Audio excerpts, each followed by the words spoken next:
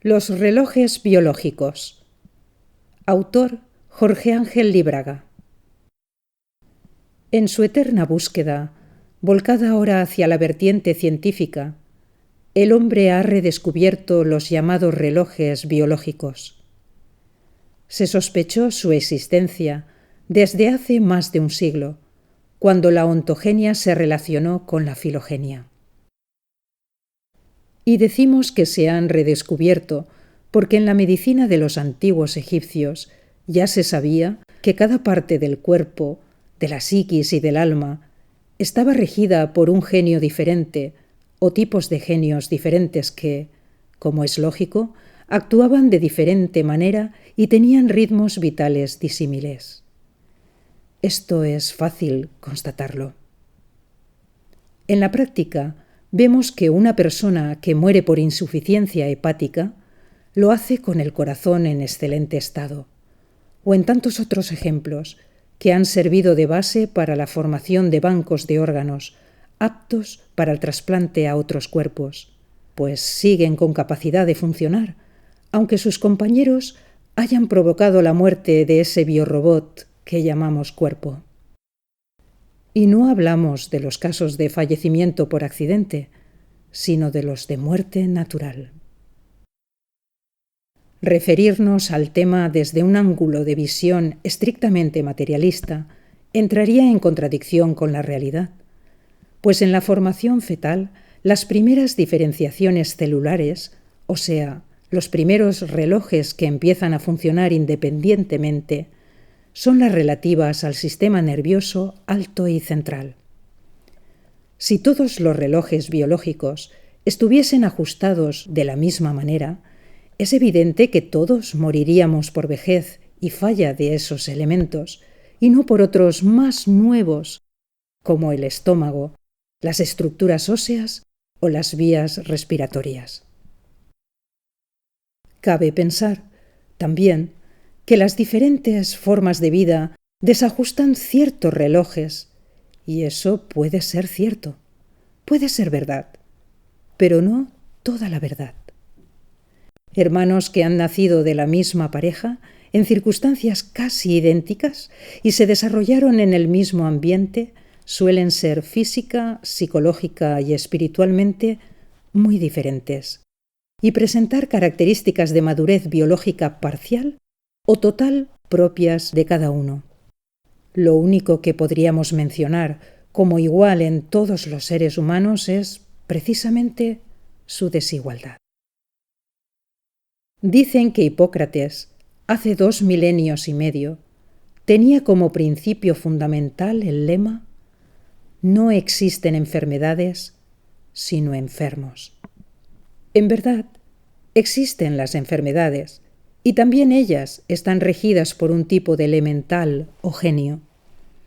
Pero sus manifestaciones, al ser aplicadas a personas diferentes, con karmas diferentes, no pueden ser iguales.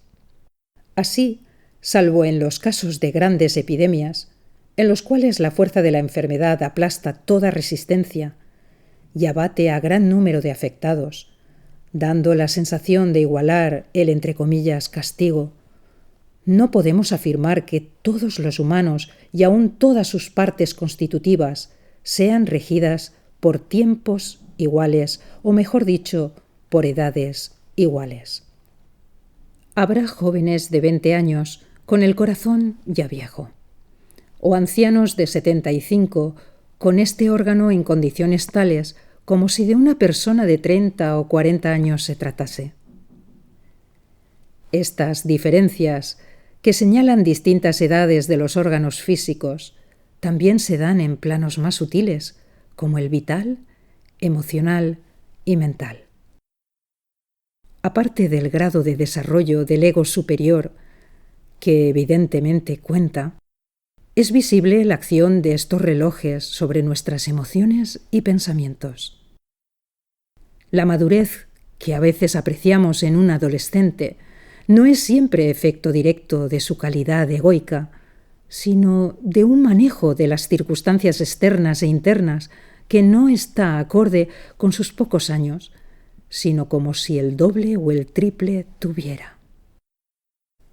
Los relojes o genios o elementales que rigen el más o menos acelerado tiempo de cada uno de los componentes de nuestra personalidad se reflejan de manera más evidente en lo físico, en los sistemas simpático y parasimpático, así como el hormonal.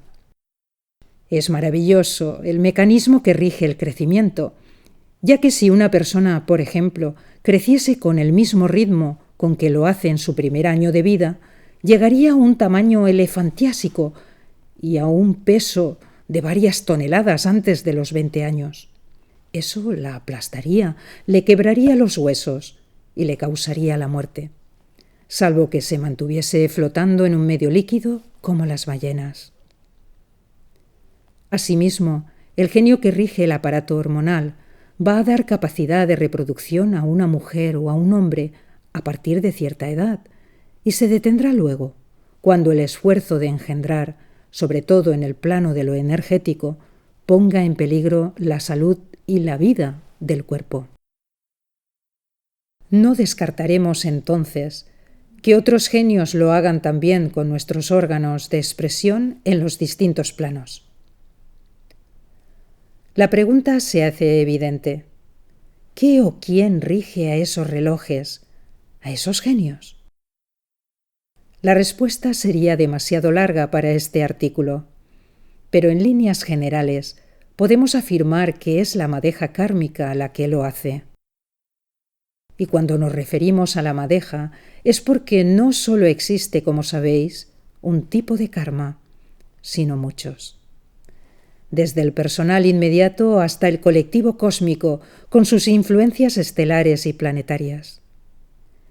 Y de centros energéticos, los unos telúricos y los otros espaciales, pues así como los astros visibles influencian a nuestros cuerpos visibles de manera directa, y a los demás indirectamente, los dobles de estos astros y otros que no tienen cuerpo físico actúan sobre nuestros cuerpos sutiles e invisibles, y no puede descartarse su peso en los acontecimientos concretos. Otra pregunta que surge impetuosamente es, frente a todo esto, con su enorme fuerza y complejidad, ¿podemos hacer algo para ayudarnos a nosotros mismos y también a los demás? Somos simples espectadores de un mecanismo que, por sutil que sea, no deja de tener características mecánicas, como si fuese una gran computadora programada hace millones de años y en la que los nuevos datos integrados afectan de manera insignificante al comportamiento general. Es evidente que nos encontramos ante una forma de computadora ya programada desde hace millones de años, que se va cargando de nuevos elementos y despojándose de otros constantemente. Pero no debemos caer en el error, sugerido por los materialistas, de creer que todo lo que no es estrictamente humano es simplemente mecánico. Lo mecánico es tan solo un camino construido con mayor justicia y bondad por la mente universal, basándose en nuestras acciones y decisiones pasadas, buscando que superemos nuestras imperfecciones y dándonos la oportunidad, a través de la filosofía, como amor a la sabiduría, esa búsqueda de la verdad, de apreciar toda esta maravilla, lo cual es la mejor prueba de que Dios existe. Sí, podemos hacer, no algo, sino mucho, por ayudar a otros y a nosotros mismos en nuestra marcha vital hacia la realización. Para eso tenemos la voluntad, la chispa espiritual indestructible que es el hilo brillante que une nuestras efímeras encarnaciones. Con nuestra mente ejercitada en la filosofía así entendida, podemos, apenas nos decidamos seriamente a ello, dar más cuerda a los relojes que se están parando o ajustar el mecanismo de otros que se nos disparan, por ejemplo en ataques de pasión o ira. Evidentemente, nuestra posibilidad de modificación está limitada a nuestra propia jaula kármica y por nuestra propia debilidad para vencernos a nosotros mismos. Dejando de lado nuestros contenedores cósmicos, a los que no podemos acceder en nuestro actual momento evolutivo y sobre los cuales es pérdida de tiempo dialogar, entra dentro de nuestras posibilidades inmediatas el llevar una vida física, psíquica y mental lo más natural posible y lo más descontaminada. Para abundar en claridad, no me refiero a hacer gimnasia o dejar de hacerla, usar azúcar o sacarina, convertir nuestro plano psíquico en un santuario o nuestra mente en un diamante impoluto. No. Me refiero a cosas más a nuestro alcance, que no respondan a modas ni a alienaciones pseudomísticas. Simplemente evitar intoxicarse física, psíquica y mentalmente. Como dirían los estoicos, nada en exceso. Solo eso. Y saber aceptar las bonanzas y las tormentas como hechos naturales.